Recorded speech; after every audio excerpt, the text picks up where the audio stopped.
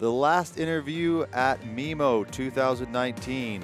This is Mining Now, where we bring to you mining experts, innovators, leaders. I'm stumbling. That's what happens when you do a few interviews in a day. This has been a great event. Us at Crownsman Partners are very honored to be here, and we thank CIM for putting this together and the folks at MIMO. Mining Now is a partnership between CIM and Crownsman. We're very excited about it, and today the last guest of the day, no pressure. Sorry, that wasn't nice. Is Brandon Nicolaisen. You're a senior engineer, and in maintenance at Gibraltar Mines. Yep. We're going to be discussing on the show today maintenance strategy optimization. And so thank you for coming on the show, Brandon. Thanks for having me. Have you ever done one of these before? This is the first time. Perfect. It's not that bad. How long have you been with Gibraltar? Just under 7 years. Just under 7. Yep. Yeah. Oh, so can you just to start off, what's sort of your position at the company? So Gibraltar being an open pit copper mine, we have lots of mobile machinery, and over the last 6.5 years, that's where I focused. When we're talking mobile machinery, we're really talking the big stuff. So that's mining shovels, that's drills, that's haul trucks, graders, dozers, and the maintenance of that equipment. So you started in 2013 with Gibraltar, Yep. and you sent me notes of presentation and information. In 2014, Gibraltar took steps to improve their maintenance and availability of the haul truck. And you sort of walk us through what that is? Okay, so taking us back 2014 or a bit around that time, it was an interesting time for us at Gibraltar because we were looking at and eventually did decide to expand our haul truck fleet. We had operated at that time 18 930E Komatsu haul trucks, and we were going up to 24. And obviously when you do that, it puts more pressure and requires more resources for maintenance. So obviously labor, mechanical hours, but base space as well. So for us, it's easy to purchase trucks. It's a lot tougher to add base space. And for us, our goal in setting up some of this improvement and initiatives was to maintain that larger fleet in a productive way that still allowed us to retain that other base space for planned corrective work and breakdown maintenance. When you say maintenance, you're talking about keeping the trucks moving, as many trucks moving as often as possible. Yeah, Simply yeah, that. yeah. Really, in a role like mine, what we focus on is that balance between cost, risk, and availability, and we get very passionate about the availability side of it. Okay. And so you talk a bit about engine maintenance advances. Can you give some examples of what that is? Someone like me, you hear it and you go, okay, they optimize the engine, but in a more detailed way, what does that actually mean? Okay. Engines, very big part of our truck fleet. When you look at the non-routine costs, the top downtime causes, engines, just because of the nature of machinery, usually are top 1 or 2. So within that, I'd really look at it in 2 ways. So there's the changing the way you do engine maintenance, and then there's the physical changing what you're doing. So what you're doing, a couple things that come to mind here. First, being on the maintenance side, is we've been working really hard to extend to maximize the actual physical hours that we can keep that engine running in the field. That's not week to week, that's not month to month, that's year over year. Usually we measure it in hours, and it's in excess of 20,000 hours. So when I say how do you take an engine farther, what I'm saying is how do you take that engine from 20,000 hours to 22 to 25 to potentially beyond. And how we do that is we really try to dial in the real condition of that engine through different types of data, but we also investigate where it makes sense to different maintenance practices. And one of those practices that we've been in trying and had some success with, for example, is pulling an engine in mid-life, dropping the pan, and rolling in new main and conrod bearings. We believe in some cases they can be the life-limiting factor. So by replacing them, the rest of the engine wears out slower, and we can get the true maximum life out of that engine. So it's that case of being proactive, fixing it before it breaks, essentially. Then, right? Yeah, but fixing exactly what needs to get fixed Right. before it breaks. Right. And this is to it. You're doing that type of maintenance, and that's you're pulling out an engine and everything. But there's also a human element, very much so. If you got 24 trucks, you got maybe 18 to 24 drivers, I would assume, right? Somewhere in that. So how much is the human factor a part of that, the maintenance? So when we talk about drivers, we're trying to keep these trucks running in excess of 22 hours a day. And when you look Wow. at what actually that takes, that excluding the actual maintenance we do, that equates to 4 operators to cover that time period 7 days a week. Wow. So when we're looking at people, yeah, there's a lot. And when you have lots of people and lots of equipment, consistent maintenance practice becomes an even bigger deal. Wow. So let's look at one example on the operational side. Air filters, something that it should be something most of us are familiar with. We have them on our cars. Air filters plug up. And for us, that can be a very expensive mistake. If an air filter plugs up bad enough, it can start allowing a system to get enough vacuum that it sucks in a bunch of dust from an area we don't like, run dust through the engine, and fail it. So we have to get it right. And one of the things we've done to adapt to that risk is we've looked at installing audible alarms. But the why might surprise you. In our machinery today, there is a physical sensor that does an okay job of telling us when those air filters are getting plugged. It's a nice physical red-green sensor, but it's up behind the operator's mirror. It's not in a place that he obviously sees it all the time. So even though we can practically see it, we can't assume that every operator to run these 24 trucks is going to see it at that critical moment on the last day of his set on night shift. Right. And that is where the technology can enable us to repeatedly see what we need to see when we need to see it, so we can react quickly, get something small like an air filter changed out, and protect our assets. Yeah. And is that's part of how, and you had a note here about technology has shifted, and how the mechanics troubleshoot. Is that part of that? Is that an example of it? So that gets into a whole bigger part of what we've been working on with our engines. That's our telematics program. Oh, okay. Did you want to get into that? Yeah, I don't. If you want to, I want to. Sure. So our telematics program, it's a partnership that we've been working with Cummins, our major engine supplier here over the last year and a half, 2 years. And what that is simply is it's taking advantage of all the engine sensors already on board that engine today. Through Cummins. Yeah. The ones that describe the engine health, but giving the infrastructure to push it, in this case over cellular, to a common database where guys like me working with some experienced off-site Cummins technical guys can start to understand what's going on with that engine. Right. And when I talk about the human side of it, and what that's done is this same system puts that same data in the hands of our specialized engine mechanics.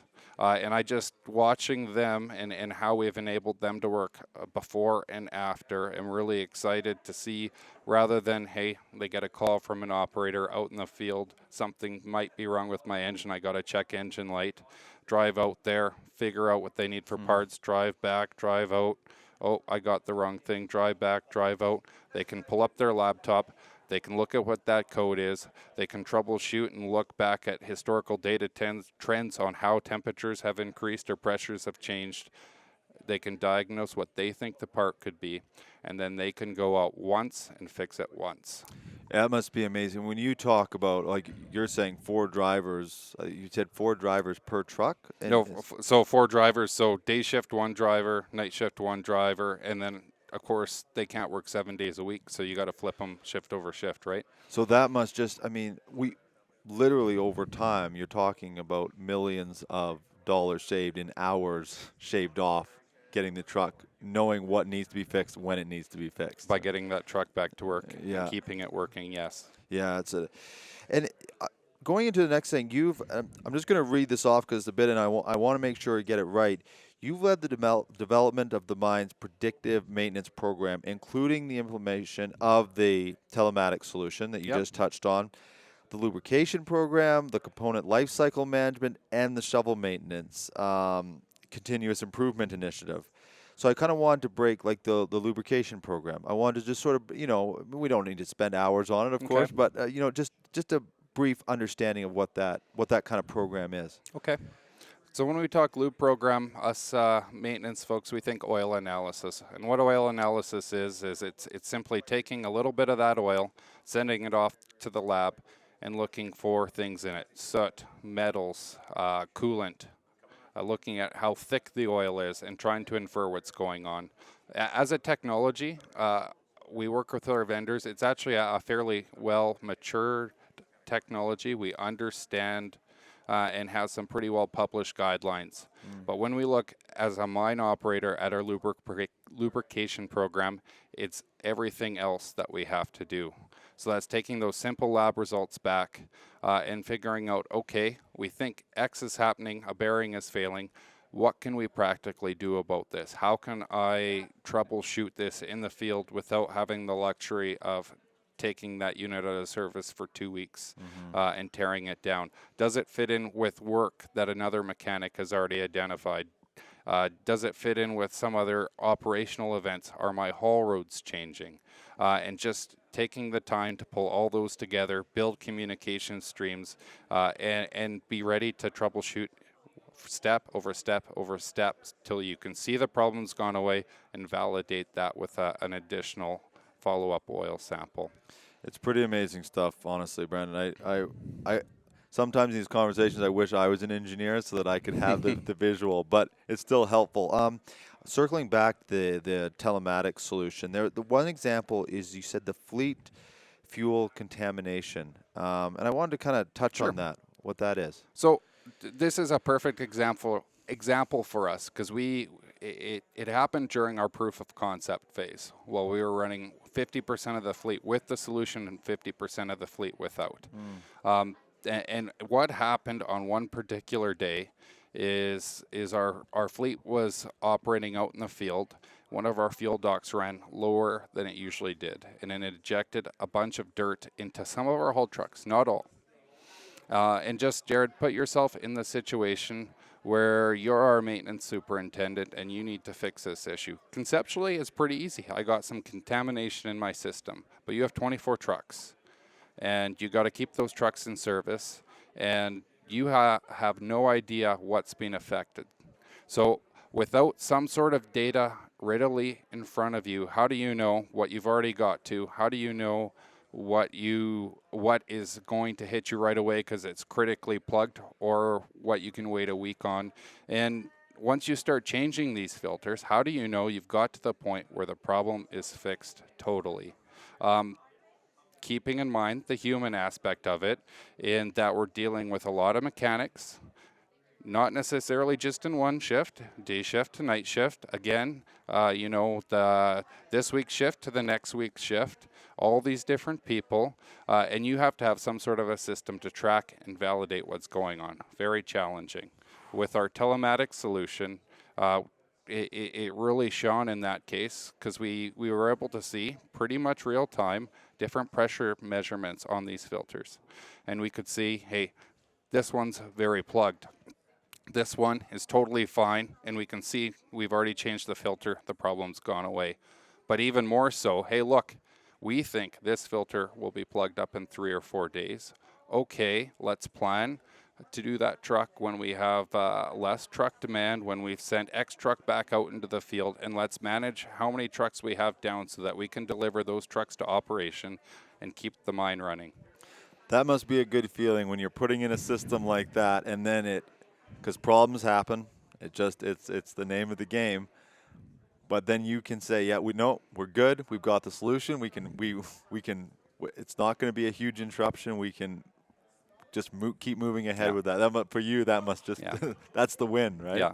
The thing that blew me away, though, that I didn't expect is it's the accumulation of these kind of mundane findings rather than a big bunch of sexy, this thing was about to blow up finds. And it's the dealing with these somewhat mundane issues day over day to have higher quality equipment in the field that we expect that adds up to that equipment operating reliably long term. And being ready when something major could have gone wrong. Now all those little incremental steps that you took resolved it. Absolutely, yeah. That's very cool. The component lifecycle management, you've been involved with that. You have a couple of examples of what that is? Sure, and that fits kind of nicely in the middle of everything we're talking about here. So the predictive, we're talking about identifying the work and dealing with it proactively. I spoke about the life cycle extension briefly, the taking it out from 20 to beyond.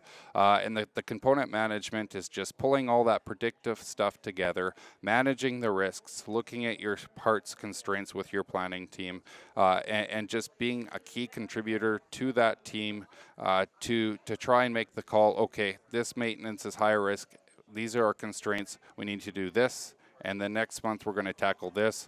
This is coming up to where we'd expect to do it, but I have a condition picture that says it's pretty good, so I better get this other thing. And it's using the data you have to improve your decision-making process for the major maintenance. Yeah. This is sort of probably a topic all in itself, and when I was putting out the questions, you put it as a note. But my curiosity does get the better of me, so that's why I do an hour-long show. Okay, yeah. So I can just keep on digging.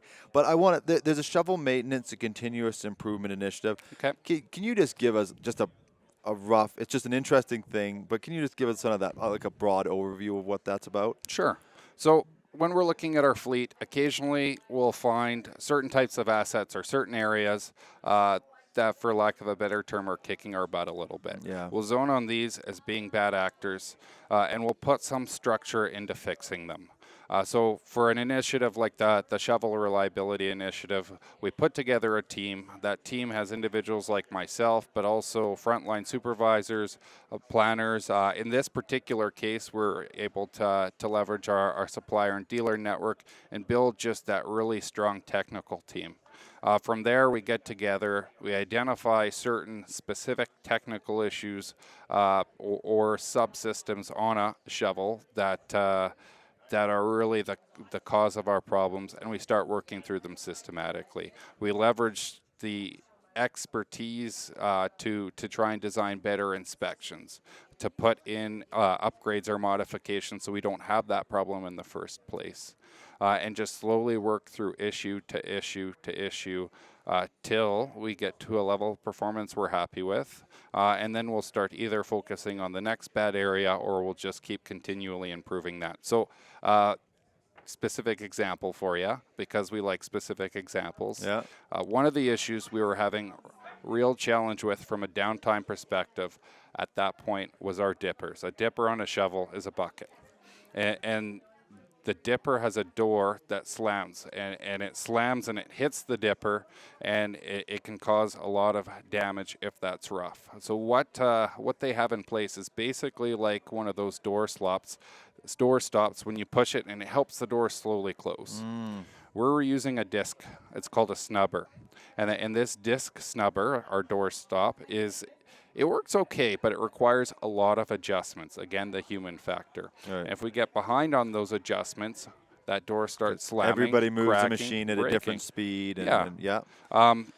So what we did is, rather than having one that needed a lot of adjustment, we retrofitted one on that hydraulically dampens the door that doesn't require that adjustment. Because we don't require that adjustment, our maintenance guys can focus on the different work of the day that matters, and we protect that door system and avoid having the damage in the first place. So just a whole bunch of different practices like those, all adding up to improve how those shovels work. Throughout this interview, as we come to a close, and I'm seeing all the things you're covering, and I'm glad we got a chance to actually go through sort of step by step on them. And there's so much more we could cover. Yep. It's a huge operation of an open pit mine. But you go to school, you become an engineer. you open the textbooks and then you go on and you probably do like an apprenticeship program or something. Is that part of it, or do you get hired right out? Engineering, there is as you work towards your professional license, there is a definite 4 years of field experience along with the school. Right. Typically, with the education at school work for the first for the whole portion of the degree program. Yeah. Yeah, and so you get out of school. Now you're working at you're working at Gibraltar, which we should clarify. I think that's 75% owned by Taseko, right? Is that right? You'll have to look that up. Oh, okay. Yeah. Okay. But so a mine like Gibraltar, you're working there. Do you expect to have that much impact from the day that you start? Like, you're talking about you're having a major impact on the mine's operations. Do you anticipate that when you're starting out a career like this? It is pretty shocking, to be honest. That not only the scale of the production that we work around every day, the size of the equipment, but looking at each individual person, their actions, and how those adds up to tens of thousands of dollars a day or more very quickly. Yeah. How any small change really adds up to potentially hundreds of thousands or millions of dollars over the life of the mine. Absolutely. Just in awe every day. And always finding new. And I guess that's a big part of your job, is to always find that new, like you said, with the door slamming, to always find that new solution to do it. And that is what you're doing on a day-to-day basis, That's I right. guess. Yeah. I'm so, as I mentioned, we've tried over time to be able to speak with mines, and I think now they're discussing and finding topics as well, because you don't want to dig into a mine's information that is confidential to them. Absolutely. But I think it's so good that when mines start sharing this knowledge, and people are going to listen, and they're going to think, oh, we can do it that way. And not even just the mining industry, in other industries where they thought, oh, that's an approach. That's a way to look at an issue or a challenge and find a solution. So I'm glad Gibraltar supported you coming on. I'm glad you took the time. So just thank you for doing it, and thanks for having me, and for being the last episode of at MIMO. Yeah. I'm going to do a quick sign off here, and thank you for watching. That is MIMO's kind of wrapping up. They are doing some mine tours tomorrow. But for us, it's our last day here. Again, I want to thank the team at CIM. They've been so good to us. They've been so welcoming and supportive. I think it's important to share knowledge and information and move the industry forward as a whole. And it's very humbling and an honor for Crownsman and myself and the team to be a part of it. So thank you for watching. Please subscribe, follow it. It's going to be on CIM's platform, on the Crownsman platform, and please feel free to give your suggestions for how we can provide the information to you better, because like Brandon's talking about, we're always trying to improve. Thank you again, and I hope you enjoyed the shows.